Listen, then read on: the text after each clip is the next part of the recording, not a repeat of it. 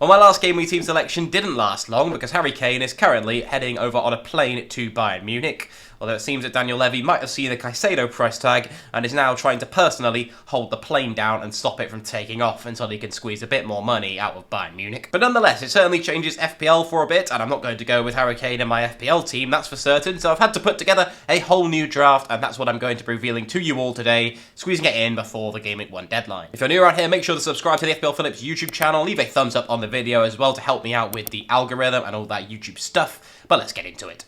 So then, my new and updated team, I am still going with a 4.5 million goalkeeper in Sam Johnston. However, there is a reason this may change to Pickford, but perhaps not the reason you might think. I don't actually flip-flop between the two and think who's a better goalkeeper. I'm pretty set on Johnston actually being the better option. And that should really be all there is to it. However, there is someone else that does throw a spanner in the works for me, and that is Lewis Hall, who I'm still seeing no one talk about, to be honest. 0.2% ownership. Looks like he'll be set to move on loan from Chelsea to Crystal Palace after signing a long-term deal with the Blues. In my view, he's a fantastic option and quickly becomes the best 4.5 million defender in the game. 4.3 expected FPL points per 90 at Chelsea last season when they were absolutely shambolic, and the difference between that and his actual points output of 2.6 per 90 tells me that a lot of the big chances he was creating and he was involved in that we can see at the bottom, 0.95 per game, were actually being wasted by the Chelsea attackers, basically. And he is a fantastic, fantastic player at left-back. Really, really creative when I watched him last season as well. I can see with the massive gap there is at that position in the Palace team, him slotting straight in as well. It's just unfortunate that the first game he might play might be Game Week 2, and the first game I'll probably want to start him, other than Game Week 1 potentially, would be Game Week 4. And in truth, even if he was at Crystal Palace right now and looking likely to start, I would maybe even just have him on the bench until Game Week 4 anyway, because he rotates really nicely with one of my defender picks that we'll get into just now. So yeah, that could change things potentially if that move gets completed today, but I don't think there's too much chance of it happening. You'll see who I've got on the bench instead of Lewis Hall in just a moment. But in defence right now, I've currently got a very template-looking backline of Gabriel, Estupiñán and Chilwell. And now Lewis Hall rotates very nicely in at Game Week 4, where you can see Gabriel plays Manchester United and Estupiñán goes up against Newcastle. In all likelihood, I'm probably more likely to bench Gabriel for this one and bring in Lewis Hall, whoever it is I end up having as my kind of bench defender, ready to come in to fill in for one of those assets. I think with Estupiñán, the more likelihood is I'd sell him at that point, maybe even for Udogie at Spurs. I would likely sell him and bank the 0.5 million, move off Estupiñán at that point unless Brighton are absolutely blowing teams away, because I could even back Brighton at home to Newcastle, depending on how they, of course, start off the season.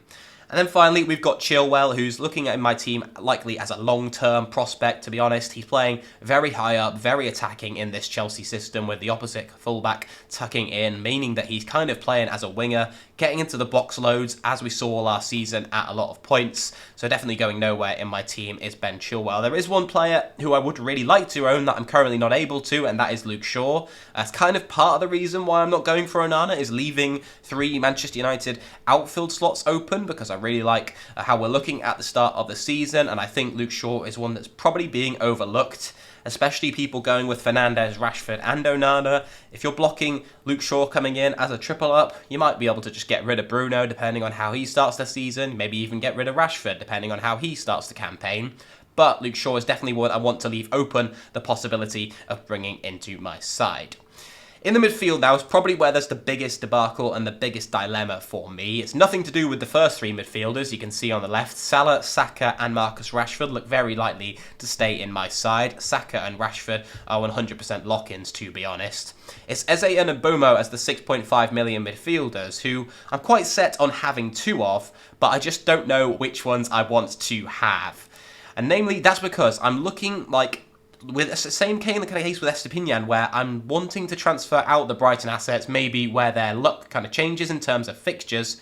So looking at the first 3 game weeks, the predicted points totals and the fixtures kind of lend themselves to going with Mitoma. So he faces off against Luton at home in Game Week 1, and then he's got an away fixture against Wolves, who are without a manager, in Game Week 2. So Mitoma looks great for the first 2 fixtures, and that's kind of what's swinging me away from maybe one of Mbeumo or Eze to go with Mitoma.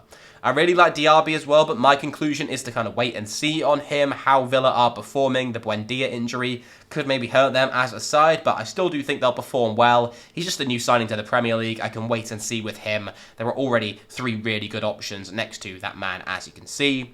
So Mitoma's probably more likely to come in for Eze if he does come in for either of them. He's just obviously not on penalties for Brighton, which does hurt him a little bit. I think the kind of spread in terms of returns will be spread more throughout the Brighton front line rather than Eze or Mbeumo, who are more talismanic for their teams as well, which is something I look to target in terms of my managerial style in FPL.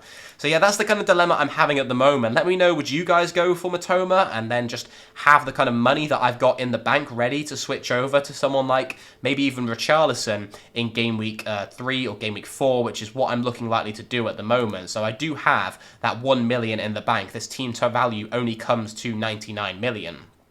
And up front, there's another reason that I'm a little bit more hesitant to go for that Brighton triple up is because I would have a triple up, as mentioned. João Pedro is the one who comes in for me alongside Erling Haaland up front. And for the captain's armband this week, I'm also having another little bit of a dilemma.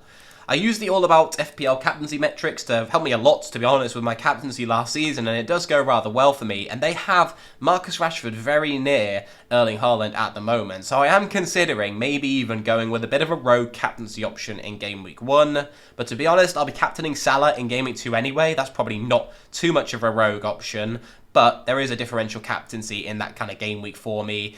Whether going with it in game week 1 as well might be the most sensible pick. Probably not, but it could definitely be a fun pick. Erling Haaland, who's not scored in quite a few games for Man City. I'm going to make an argument here, yet bear with me, for why you shouldn't go with Erling Haaland. He's going away to a newly promoted Premier League side, which is historically not the easiest fixtures in Game Week 1 as well. Another reason why maybe Eze might be the one to leave for Mitoma.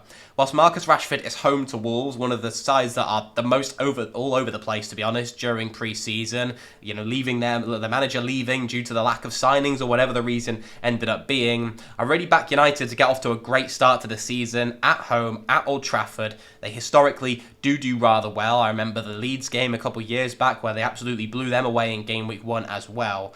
So you might be asking, why don't I have Bruno and Luke Shaw in that case? Well, I would like to have them in too.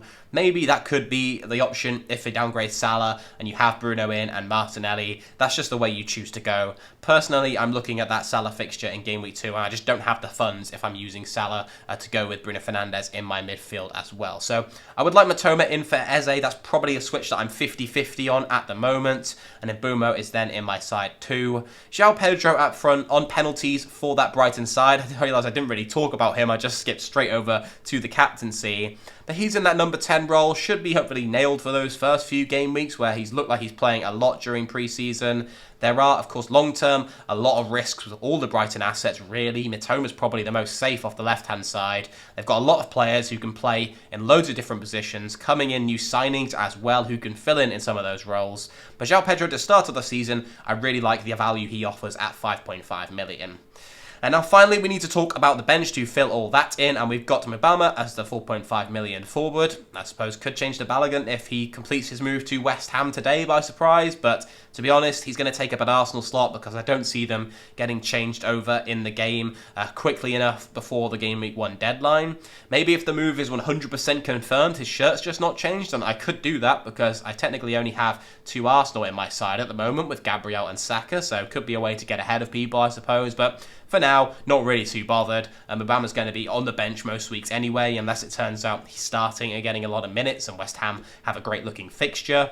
But then, more importantly, I've got the 2 4.0 million defenders in Kabore and Baldock, and I've been flip-flopping between having a 4.5 million defender and Baldock.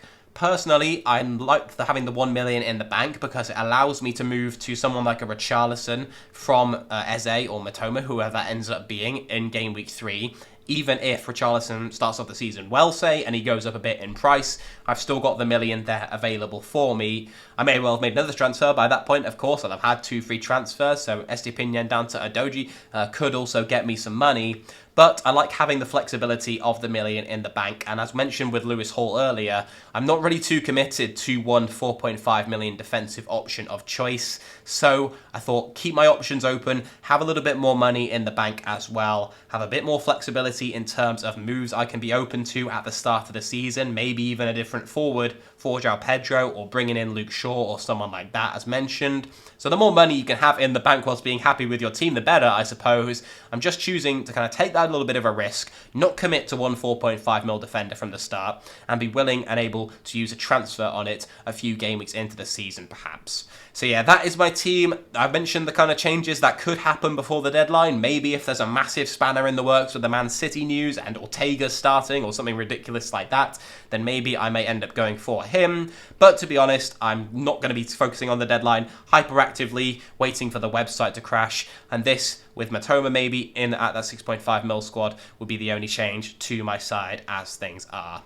Thank you very much for tuning in, everyone. Make sure to subscribe for more FPL content throughout the season. I'm going to try be really consistent this year, so please, all the support and kind messages have really been providing me with the motivation required, because it is quite hard trying to balance with med school and everything. But I'm not going to go on about it and complain that like making FPL content is ridiculously hard work or anything, because it's not. I'm sat at a computer just having fun and making some FPL teams. So yeah, thank you very much for tuning in, everyone. Leave a thumbs up if you did enjoy on the video. It helps me out with all that YouTube stuff. And yeah, I hope to catch you in the next one. Good luck with Game Week 1 for everyone watching, and I wish you all the best of luck with your own teams.